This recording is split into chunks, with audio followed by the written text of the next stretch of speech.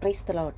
இன்றைய ஜீவாப்பம் மத்தேயு 8ஆம் அதிகாரம் 19, 20 வசனங்கள். அப்பொழுது வேதபாரகன் ஒருவன் வந்து, போதகரே, நீர் எங்கே போனாலும் உம்மை பின்பற்றி வருவேன் என்றான்.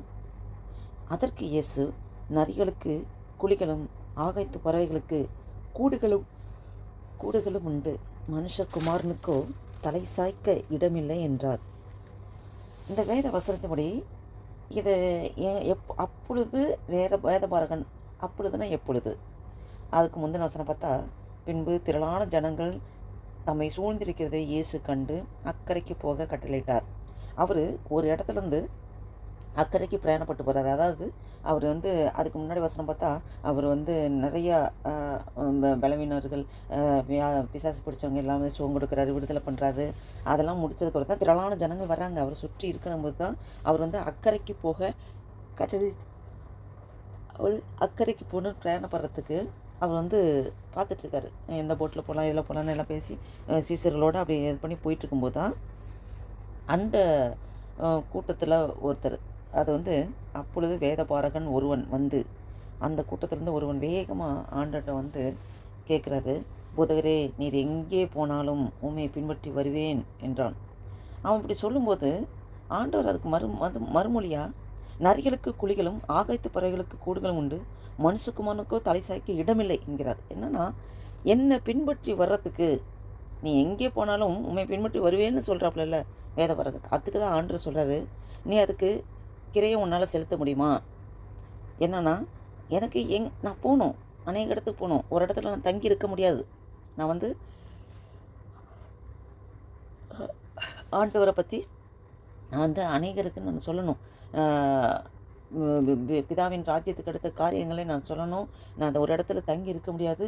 என்னை பின்பற்றி வர நீ விரும்பினா என்னோட இதெல்லாம் உன்னால் கிரயம் செலுத்த முடியுமா? உன்னால் இதெல்லாம் சகிச்சிருக்க முடியுமா? நீ இருப்பியா? அப்படிங்கிறத ஆண்டவர், நரிகளுக்கு குழிகளும் ஆகாயத்து பிறகு குழுகளும் உண்டு, மனுஷகுமாரனுக்கு தலை சாய்க்க இடமில்லைங்கிறார். அதோட ஒன்று அப்படின்னு கேட்குறாரு, இன்னொன்று தன்னை தாழ்த்தி பேசுகிறார். எனக்கு அவ்வளோ தாழ்மைனா அவர் ஆவியில் எளிமை உள்ளவர்கள் பாக்கியவான்கள் வேதத்தில் இருக்குது. அவர் அந்த ஆவிக்குரிய காரியங்களை செய்கிறாரு, அதில் எவ்வளோ எளிமையாக இருக்கேங்கிறதையும் காண்பிக்கிறார். அதனால் இந்த காரியங்கள் இப்படி சொல்லுது.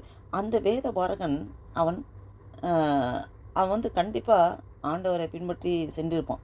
ஏன்னா அவ்வளோ கூட்டத்துலேயும் ஓடி போய் ஆண்டவர்கிட்ட, நீர் எங்கே போனாலும் உன்னை பின்பற்றி வருவேன்னு சொல்லும்போது, ஆண்டவர் இதற்கு மறுமொழி கொடுக்கும்போது கண்டிப்பாக அந்த வேதபாரகன் ஆண்டவரை பின்பற்றி சென்றிருக்க முடியும். இதை தான் இந்த வேதத்தில் நாம் பார்க்கிறோம். இதன் மூலமாக ஆவியானவர் நம்மளிடம் இடைப்படுகிறது. ஆண்டவர் அந்த எளிமையை சொல்லித் தருகிறார். எளிமை, தாழ்மை, எளிமை, இதுதான் கிறிஸ்தவ வாழ்க்கையில் மிக மிக முக்கியமானது ஒன்று. தாழ்மை, எளிமை. அந்த தாழ்மை, எளிமை நம்மக்கிட்ட எதிர்பார்க்கிறார் ஆண்டவர். அந்த வேதபாரகன் கூட்ட நெரிசல் இவரை சுற்றி இப்படி இருக்கேன்னு பார்த்து அவன் கொஞ்சம் உயர்வாக கூட நினச்சிருப்பான். என்னென்னா, அவர் ரொம்ப நல்ல வசதி உள்ளவராக இருக்கலாம், அவருக்கு நிறையா ஆதரவுகள் இருக்குது, அவரோட இருந்தால் நல்லா இருக்கலாம் அப்படின்னு நினச்சி கூட அவன் அந்த மாதிரி திங்க் பண்ணி கூட சொல்லி நம்மக்கிட்ட கேட்க வர்றதுக்கும் வாய்ப்பு இருக்குன்னு ஆண்டவர் இருதயத்தை ஆராய்கிற தேவன். அதாவது கர்த்தருடைய வார்த்தை இருதயத்தின் நினைவுகளையும் யோசனைகளையும் வகையறுக்கிறதா இருக்குது. கர்த்தருடைய வார்த்தை அப்படின்னா இயேசு கிறிஸ்து தான். அவர் தான் வார்த்தையாக இருக்கிறாரு. அவர் தான் வார்த்தை. அவருக்கு தெரியும் இருதயத்தின் நினைவுகளின் யோசனைகளை வகையறுக்கிறது அவருக்கு நல்லா தெரியும். இந்த வேதபாரகன் எந்த நோக்கத்தில் கேட்குறான்னு. அவன் ஆண்டவரை பின்பற்றி போகலாமா? இவ்வளோ கூட்ட நெரிசல் இருக்குது, இவருக்கு நல்ல ஒரு இதாக இருக்குது, எல்லோரும் இது பண்ணுறாங்க, ஓகே இவரோட கூட இருந்தால் நம்ம ஒரு செழிப்பாக இருக்கலாம், அப்படி கூட திங்க் பண்ணியிருக்கலாம். உண்மையாலுமே என்ன நடந்தாலும் ஆண்டவர் பின்பற்றி தான் போகணுன்னு கடைசியாக அவன் ஒரு முடிவு பண்ணி, அவ்வளோ கூட்டத்தினையும் அவன் ஆண்டவர்கிட்ட ஓடியாந்து இந்த கேள்வியை கேட்கணுன்னா கண்டிப்பாக அவன் ஆண்டவரை முழுமையாக பின்பற்றிருக்கக்கூடும். அவர் தன்னோட தாழ்மை அதுக்கு மறுமொழியாக இப்படி கொடுத்தாலும் அந்த வேதபாரகன் அதற்கப்புறம் கண்டிப்பாக கர்த்தராகிய இயேசு கிறிஸ்துவை பின்பற்றிருக்கக்கூடும். இதான் இந்த வேத வசனத்திலே பார்க்கிறோம். நாமும் கூட என்னதான் ஆண்டவர், அதாவது உயர்வானாலும் தாழ்வானாலும், மரணமானாலும் ஜீவனானாலும், பசியானாலும் பசி இல்லாமையானாலும், என்ன நடந்தாலும், பசியோ பட்டினியோ என்ன இருந்தாலும், ஏசப்பா உம்மை பின்பற்றுவேன் என்ற முடிவோடு, எந்த என்கிற ஒரு தீர்மானத்தோடு ஆண்டவரை பின்பற்ற வேண்டும். அதோட ஆவியில எளிமை மிகவும் ஆண்டவர் எதிர்பார்க்கிறார். ஆவியில எளிமை, ஆவியில எளிமை, தாழ்மை, ஆவியில எளிமை. நான் நான் ஜெபிக்கிறேன், நான் வேதத்தை வாசிக்கிறேன், நான் ஆண்டவரை அறிஞ்சிருக்கேன், நான் ப்ரீச் பண்ணுறேன், நான் ஒர்ஷிப் பண்ணுறேன், ஒர்ஷிப் லீடராக இருக்கேன், மற்றவங்க அப்படி இல்லைன்னு மற்றவங்கள கம்பேர் பண்ணி தன்னை உயர்வாக பார்க்கவும் கூடாது. அடுத்து ஆண்டவர் தாழ்மையை காண்பிச்சு கொடுக்குறாரு. சீஷர்களோட கால்களை முதற்கொண்டு பிடிச்சி கழுவுறார். இதை விட தாழ்மை வேறு எதுவுமே கிடையாது. ஒரு தேவாதி தேவன், கர்த்தாதி கர்த்தர், அவர் தன்னுடைய மகிமையை துறந்து ஒரு மானிட உருவெடுத்து, அவர் இந்த வார்த்தையான கடவுள் ஒரு மானிட உருவில் அவர் இந்த பூமிக்கு மண்ணுலகில் பிறந்து அவர் சாட்சியாக வாழ்ந்து அவர் மாதிரியாக நமக்கு வாழ்ந்து காண்பித்து போயிருக்கிறார். சீசர்களோட கால்களை கழுவுற அளவுக்கு தாழ்மை. இந்த தாழ்மையை நம்மகிட்ட ஆண்டவர் எதிர்பார்க்கிறார். ஆவியில் எளிமையாக ஆண்டவர் எதிர்பார்க்கிறார். அதோடு இந்த வேதபாரகன் அவனுக்குள் உள்ள அந்த தீர்மானம், முடிவு, ஆண்டவரே நீர் எங்கே போனாலும் உம்மை பின்பற்றி வருவேன் என்கிற அந்த நோக்கம் நம்மண்டையில் எப்பொழுதும் இருக்க வேண்டும். ஆண்டவரே இந்த உலக மாயை எல்லாத்தையும் துறந்து, ஆண்டவரே எனக்கு நீர் போதும் ஆண்டவரே, நான் உண்மை பின்பற்றி வரேன் ஆண்டவரே, மரணமானாலும் ஜீவனாலும், பசியாக இருந்தாலும் பட்டினியாக இருந்தாலும், உயர்வாக இருந்தாலும் தாழ்வாக இருந்தாலும் உண்மை பின்பற்றி வருவேன் ஆண்டவரேன்னு ஒரு தீர்மானத்தோடு நாம் ஆண்டவரை பற்றி கொள்வோமா? ஜெபம் செய்வோம். அல்லேலூயா. ஸ்தோத்திரிக்க கர்த்தாவே, ஸ்தோத்திரிக்கிறோம் ஆண்டவரே. நன்றி தகப்பனே, நன்றியோடு துதிக்கிறோம், ஸ்தோத்திரிக்கிறோம். நேற்று மீண்டும் மாறாதவரே, அன்பு நேசர பரம தகப்பனமே, நன்றியோடு துதிக்கிறோம்.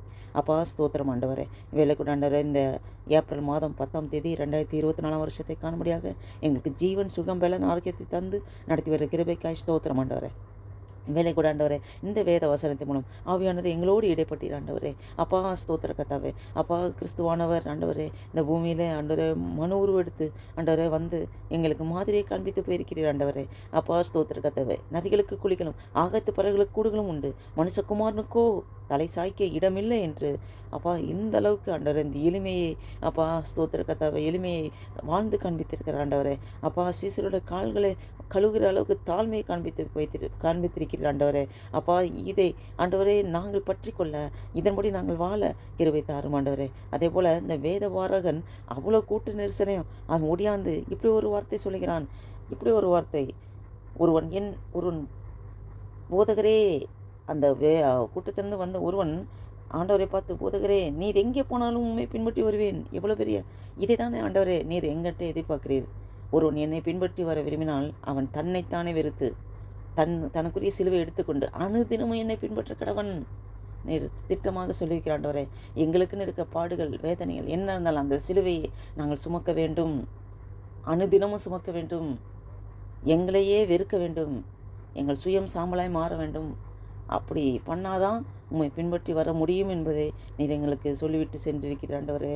அப்பா ஸ்தோத்திர கர்த்தாவே, நாங்களும் ஆண்டவரே அப்பா அதன்படி நடக்க அப்பா எங்களுக்கு பலனையும் சத்துவத்தையும் ஆவியானவரே நீர் தருகிறதுக்காய் ஸ்தோத்திரம் ஆண்டவரே. அப்பா ஸ்தோத்திர கர்த்தாவே, எங்களுக்குள்ள ஆவிக்குரிய பெருமை இல்லாதபடி அப்பா ஆவியில் எளிமை உள்ளவர்களாக ஆண்டவரே, தாழ்மை உள்ளவர்களுக்கு கிருபை அளிக்கிற தேவன். அதனால் நாங்கள் எப்பொழுதும் தாழ்மையோடு உம்முடைய கிருபையை பெற்றுக்கொள்ள அப்பா கிருபையோடு ஆண்டவரே அப்பா ஸ்தோத்திர கர்த்தாவே, கிருபையினாலே ஆண்டவரே அப்பா மேற்கொண்டு உம்மோடு ஆண்டவரை இணைந்து நடக்க கிருபை தருகிறதுக்காக ஸ்தோத்திரம் ஆண்டவர். நன்றி அப்பா. இந்த வீடியோவை கேட்டுக்கொண்டிருக்க ஒவ்வொரு மீதும் இந்த பிரச்சனை இறங்கட்டும் ஆண்டவரே. ஒவ்வொரு அப்படியே நிரப்புக்காய் ஸ்தோத்திரம் ஆண்டவரே. அப்பா எங்களை பெருமையை பாராட்டி சொல்ல ஒன்றுமில்லை, எங்களை முற்று முழுவதுமாக தாழ்த்துகிறோம். உம்முடைய நாம் மாத்திரம் மகிமை பாராட்டும். இயேசு கிறிஸ்து நாமத்தினால் ஜெபிக்கிறோம் ஜீவன் நல்ல பிதாவே. ஆமேன் ஆமேன். என் ஆத்துமாவை கர்த்தரை ஸ்தோத்திரி, என் முழுவதுமாவுடைய பரிசுத்த நாமத்தை ஸ்தோத்திரி. என் ஆத்துமாவை கர்த்தரை ஸ்தோத்திரி, கர்த்தர் செய்த சகல உபகாரங்களும் மறவாதே. ஆமேன் ஆமேன்.